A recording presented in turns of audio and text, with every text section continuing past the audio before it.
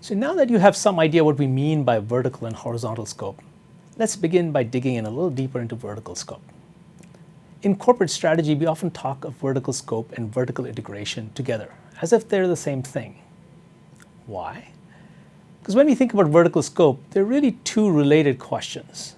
The first question is which parts of the value chain or the value network a company should operate in. Keep in mind that this can change over time. A company can choose to jump into a new stage of the value chain and at the same time get out of another. There are lots of examples of companies that started in retailing or distribution and then decided to go into manufacturing the product and stop being a retailer or a distributor. Now, why would a company do that? Quite simply because another part of the value chain might be more profitable than the one they're in. Now, this is essentially a business strategy question. Notice what I'm describing is the case of a company stopping its operations in one part of the value chain or value network and then refocusing on a different part of the value chain or value network. So in fact, this is a fundamental business strategy question about which business or businesses you want to be in. And you can address this question with the tools of business strategy, such as whether the business is attractive based on a Porter's Five Forces analysis, or if the company has a significant sustainable competitive advantage in this particular business or this particular stage of the value chain. By the way, this is also true when thinking about horizontal scope as well. There is a similar business strategy analysis that can be applied to the choice of which businesses to operate in. So this first question, whether you apply it to the vertical or the horizontal case, is not really a corporate strategy question, but instead it's a set of business strategy questions. Generally, you want companies to try and be in more profitable businesses or more profitable value stages if they can. Then the important question for corporate strategy is whether the same company should be integrated across specific value stages. And this is the classic vertical integration question. Does managing these different parts of the value chain within the same company create more value, which exceeds the sum of the parts if these different stages were managed across separate companies?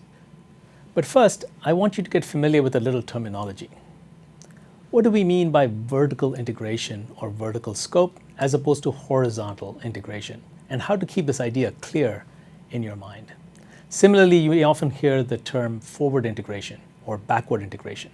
What does that mean? If you have done a course on business strategy, certainly with my course on business strategy, you're familiar with the idea of a value chain. And so if you start with a value chain and turn this on its side, you get a value chain that's oriented from the bottom to the top. And that's this vertical idea. And if you think of many such vertical businesses, possibly in different industries side by side, integrating across those businesses, that's horizontal integration. So if you look at this value chain, at the very front end is the customer. And the closer you get to the customer, that's what we think of as forward integration. And at the back end, where the raw materials come in, the closer we get to that end, that's what we think of as backward integration. So for example, if your business is currently in final production and it decides to get into distribution and logistics, or even further down into marketing and sales itself, then that would be an example of forward integration. On the other hand, if the same company decides to integrate into intermediate stages like making components or get into supplier logistics or even get into raw material production, that would be an example of backward integration. Now, all activities don't naturally fall within this vertical forward-backward way of looking at things. For example, there are all the support activities. And in non-manufacturing businesses, the value chain itself may make little sense and you may want to use a value network instead. But even in these cases, there is such a thing as vertical integration. You just need to break free of the origins of the vertical metaphor and simply think about whether an activity is part of the value creation process for the business. Another trigger is anytime you think of outsourcing. So if you're thinking about outsourcing and the choice around outsourcing a particular activity, that's an example of vertical integration. A classic example would be information technology. Should you build the information technology system yourself that supports your business internally, or should you outsource this to someone else? That's a vertical integration choice, even though IT is not a primary activity that lies along a value chain. So how can we think about this decision to outsource or vertically integrate? Often companies outsource when they don't have the quality of the needed resources or capabilities to handle an activity. So for example, it may just be difficult for the University of Illinois to reproduce the software and technology skills that Coursera has built and is able to add to in its Silicon Valley location. I will note here, and this is something I've done some research on, that this kind of reliance on another firm due to a lack of capabilities can be self-reinforcing. What I mean is that Coursera, in our example, is constantly able to keep learning and improving its capabilities as long as we and others keep outsourcing to them. And it becomes harder and harder to catch up once we start that outsourcing.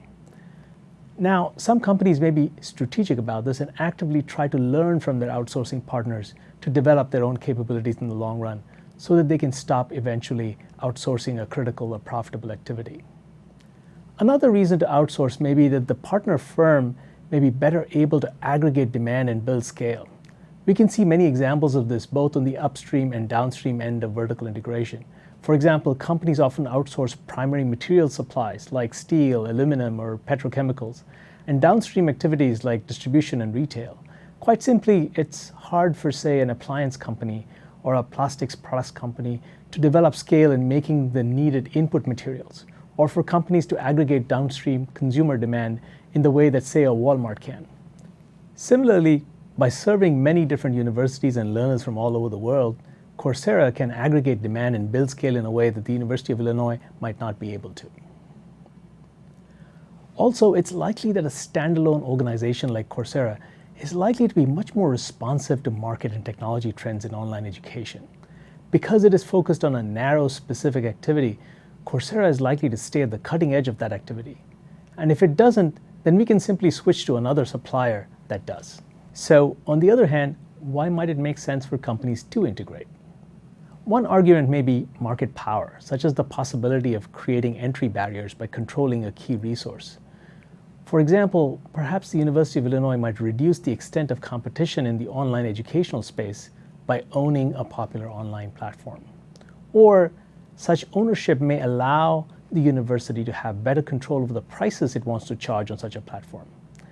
Now keep in mind that both these hypothetical reasons are limited by the presence of competition and by antitrust or anti-competition laws. In my judgment, market power arguments often have serious flaws when applied to corporate scope decisions. Another more valid argument might be that integration can help the university improve quality or cost by giving it more control over the operations of the platform. Similarly, there may be advantages in planning, coordinating, or controlling operations on the online platform when you own it rather than working with a supplier. Finally, there's another important argument often made in favor of vertical integration, which is investments in specialized assets. As we will see shortly, if we need investments from the supplier that are specific to the buyer, then this creates what we might call a hold-up problem that it may not be possible to resolve without vertical integration.